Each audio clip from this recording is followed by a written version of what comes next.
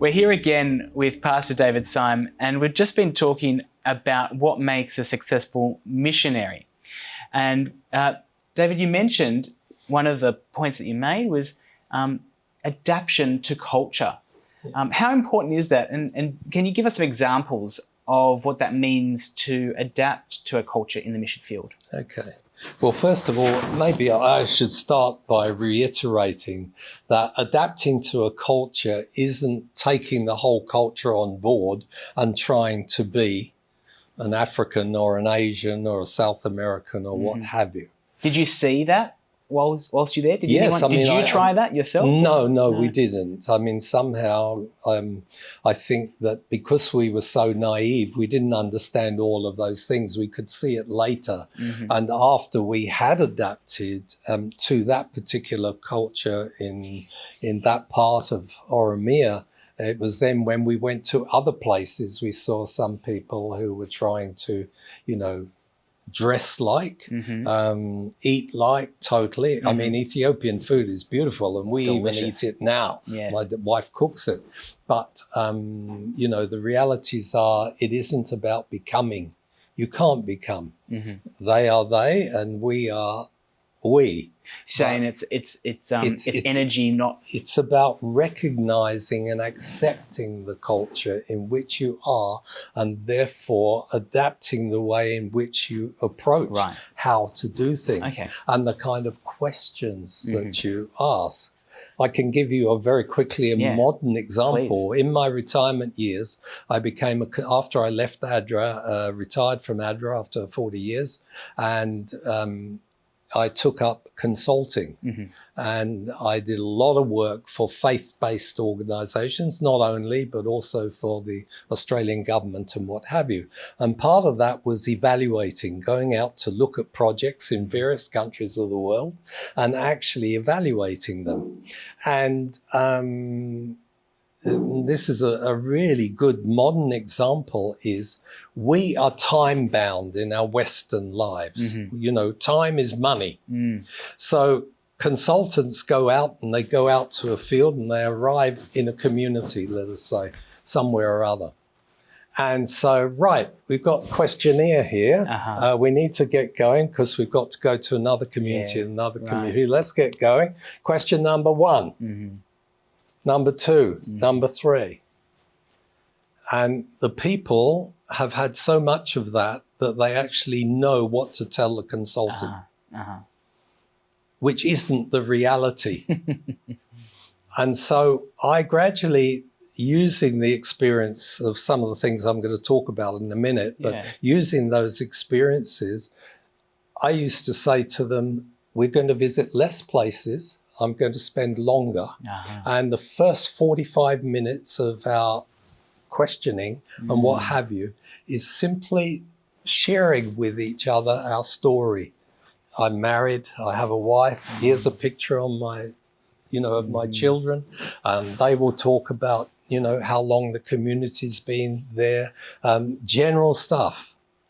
And when you do that sharing, then you find that all of a sudden, when you start to ask questions, they're with you. Because you've been there, they feel that there's something there that they can understand and talk to and what have you. And then we come back from an evaluation and people say, we've never seen such good information. How did you get that? We got it because most societies in the so-called lesser developed world are relational. They're not time bound. In other words, relationships are everything. And they are time costly. Absolutely. And they are time costly. And if you don't adapt to that, you end up with problems. It's a great point. But then there's the low. I mean, I was thinking of a situation in Asia where I was in Vietnam and we'd had such a conversation. And then when we started to ask questions, the chief of the village, that area, would answer all of them. And I knew that wasn't good because we weren't hearing from the women, we weren't hearing other things. So what did I do? I didn't tell the chief to, could you keep quiet while the others, You don't do that. Yeah. And so I simply said to I'd say to the chief, I'm new here. It's really important for me to have a look around the village. Would you take me around the village? And while he did that, my cohorts who were working with me would ask the questions and develop the relationship. Right. So you've got to be able to change in an instant, think, how do I deal with this situation? You know, and sometimes we've been to other places where there are expats working amongst these people in projects, and the expats are telling in the local language, if they speak it, telling the people what to say. So then you have to find a way of dealing. That's a little easier because you're dealing with expats and you say, no, sorry, we need to hear from them. Right, right. But going back to where we lived in Central West Oromia was foundational for us. Okay. It was there that we discovered the beauty of Africa, the pain of Africa, the challenges of Africa, the generosity of Africa, all those things, just like we have them in our own society. And I remember on one occasion that I was talking to an elderly man, probably not quite as old as I am now, 80. He was probably about 70, 75. He'd never been to school. He was a farmer and he had his own crops that he dealt with, but he had to give a lot of that back to the Lord of the manor, who was the owner of the land, in order to do that. But anyway, he'd planted wheat and it had grown up and then it had just shriveled and died because there was no rain. So this is 1968. Okay. And there was a famine in Ethiopia in 1968 because of that. So I'm standing in a field of dead wheat, talking to him in the local language. And I said, why has this happened? He said, no rain have come. And then he started talking, and I'm translating from his language. He said, we always used to plant 6 days after the new moon in June. Because that's when the rains would start.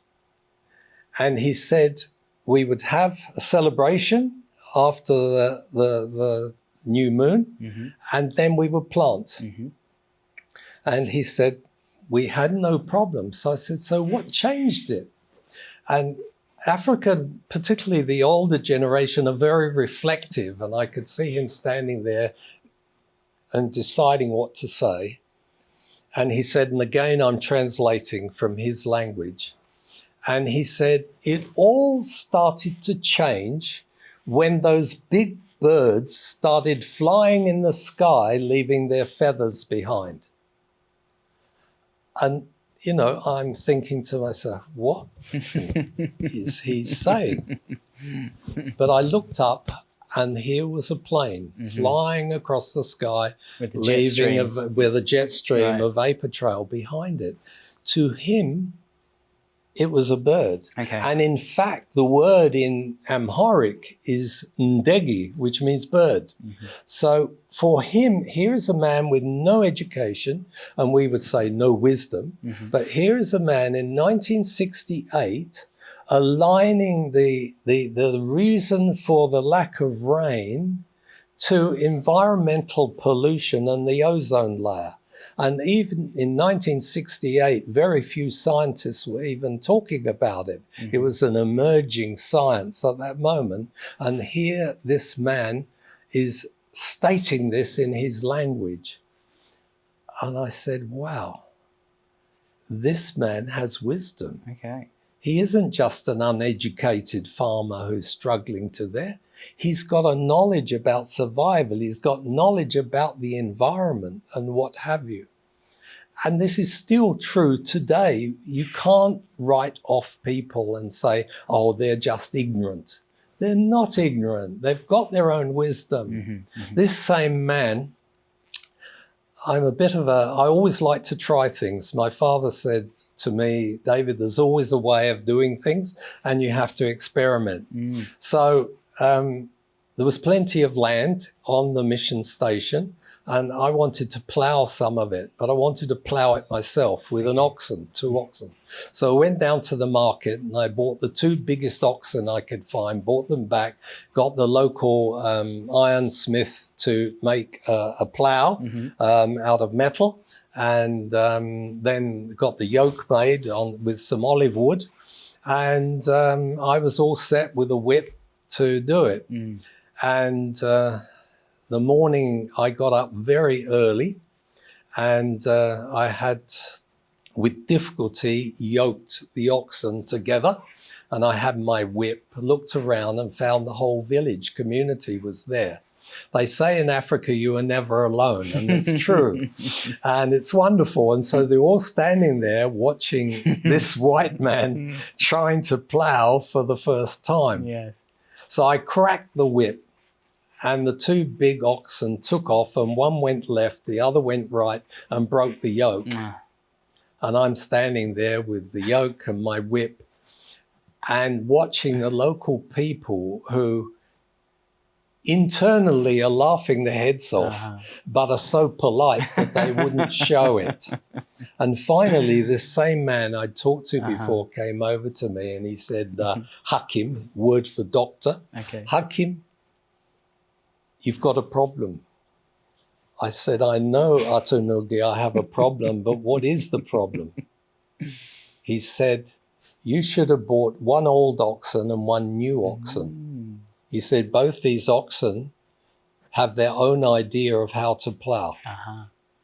And so he said, I advise you to go and sell one and buy another one. So when I went back to the market, and we think we've got a handle on capitalism, went to the market that day, young oxen, the price suddenly went up and the price for buying an old oxen went down.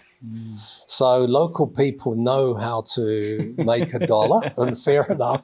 So teaching them about capitalism, I don't think is a very good idea. But anyway, so I come back with 2 oxen. And indeed, as he said, when the young oxen wanted to disappear to the left, the big oxen would turn with his horn and hit him in the side. And so I learned to plough, and we planted wheat and we harvested wheat there on the mission compound. So in that setting, it's an adaptation, learning the local culture and showing that you can be a part of it. It didn't have to be, but it further endorsed the fact that we were part of the same organization. Now, in spiritual terms, as a Christian, I'm thinking of a text that probably you are, where Jesus says, come unto me, all you who are heavy laden, and learn from me. For take my yoke upon you, for I am easy in heart.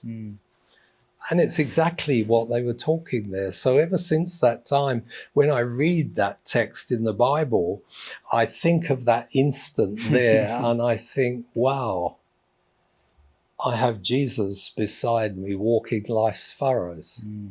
And in that walking, we learn together. And so it's a very beautiful illustration. So adaptation to the cultural resistance. Now, there are some things in culture that might be terribly bad, you know, and those, obviously, you don't endorse them in any way. But nonetheless, through education and making change, that changes. The other thing that comes up when I talk to people, they talk about population. They have too many kids. It's a problem. Let me make a statement. The poorer you are, the more children you need. Now, that sounds ridiculous to us. Sounds expensive to us. It sounds expensive, and it sounds, in terms of the environment, ridiculous. But think it through. Here's a poor family. 50% of their children, if they're lucky enough to have children, are going to die before they're 5. from childhood diseases, from malaria, measles and other epidemics. Their children are their social security. There is no Centrelink. There is no social security. There are no safety nets. It is your children, when you are old, who will support you until you die. So if 50% you're losing them, you need to have more. Secondly, when you are poor, you have no mechanisms. Everything is simple. Even people can't afford oxen. They have to dig, they have to plant, what have you. They have to walk 5 kilometers for water. And the children as young as 4 or 5 will carry a small bucket on their head every day, you know, that distance. So everything is marginalized from, you know, change and what have you. And so they need to have those, they need arms and legs to do what they have to do in order to survive. Now, what changes that? As we look at development today, things are improving. Infant mortality rate through medical and vaccination has changed the situation. But the biggest things that have actually brought that about are, number one, education of the mothers. Getting primary education for a mother will, according to the experts, reduce the number of children she has by 50%. Secondly, and you mustn't laugh, but it's true, rural roads and electricity. What happens in New York if there's a blackout, or Sydney? 9 months later, in the obstetric wards, just ask them and they will tell you. It's the same in Africa too. So once you bring electricity in and there are other things to do and think about, that's how it happens. So we are so quick to make our own judgments about what we see in poverty. So I totally reject the Malthusian concept, the lifeboat concept. It doesn't work in those situations. We have to deal with that which will make a difference. And so that's why organizations like ADRA and World Vision and many others all work together sometimes or separately sometimes in communities to have that kind of cultural interaction. And I think that that is a critical piece of the work in which, you know, we have to do in those settings. Well, David, I really appreciate some of the examples that you've given and the need and the way you've expressed the importance of adapting to the culture in which you're there to serve and learn from. Stay with us as we explore further the ways in which David's life has led him and God has led him through the adaptation to cultures around the world.